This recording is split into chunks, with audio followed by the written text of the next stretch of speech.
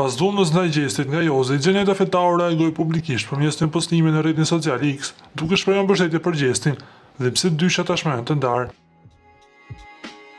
Kushdo me pas qenë në vendin e gjestit kisha reaguar njësoj sepse është sjellje që nuk më duket normale dhe aq më pak me prek dikënd. Shkroi ajo duke nënvizuar se ndjeshmëria e saj rritet sidomos kur përmendet familja.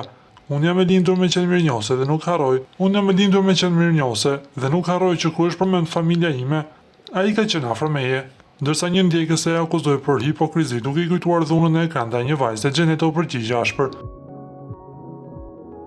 E kam thënë dhe po e them prap, nuk është zgjidhje e duhur, por në momentin që preket familja ime nuk duroj dhe normalisht që reagoj.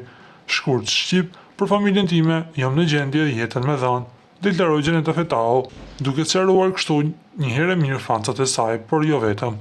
Na duhet të rikujtojmë se që pas sulmit ndaj gjestit nga Jozi, Gjeneta është bërë mjaft protektive ndaj tij.